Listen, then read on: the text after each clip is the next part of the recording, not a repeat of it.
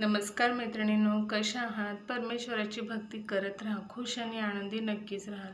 तर मैत्रिणींनो, आज पौर्णिमा आणि पौर्णिमा हा दिवस हा लक्ष्मीकारक असतो.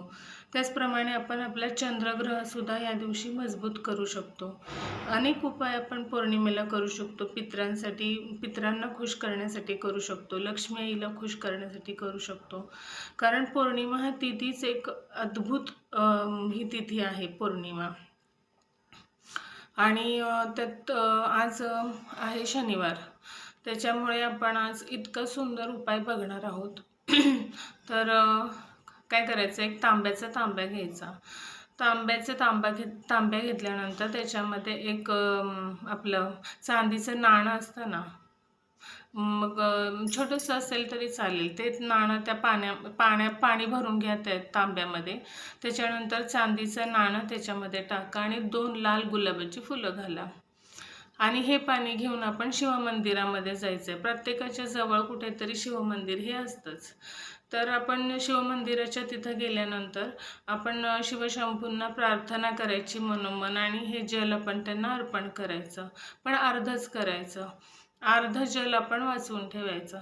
मग ते जल आपण घेऊन शिवशंभूंना नमस्कार करायचा, जल घालायचं आणि बाहेर येऊन नंदी महाराज असतात, त्यांचा जो उठलेला पाय असतो, एक पाय त्यांचा खाली असतो आणि एक असा वरच्या बाजूला असतो, त्या वरच्या बाजूच्या पायावर हे पाणी घालायचं आणि त्यांच्या कानात आपली इच्छा सांगायची, मनोकामना सांगायची. ते आपल्या मनोकामनाच्या पूर्तीसाठी आपण प्रार्थना करायची आणि ते पाणी घेऊन आपण तसंच घरी यायचं. घरी आल्यानंतर थोडं पाणी राहिलेलं असतं, त्याचा घरामध्ये शिडकावा करायचा आणि तो चांदीचं नाणं ते आहे, ते आपण एका गुलाबी कपड्यामध्ये बांधून किंवा लाल कपड्यामध्ये बांधून आपल्या तिजोरीमध्ये ठेवा आणि ती 2 लाल फुलं गुलाबाची, त्यातलं एक पार्वती मातेला अर्पण करा आणि एक आपल्या पर्समध्ये ठेवा जोपर्यंत सुकत नाही तोपर्यंत.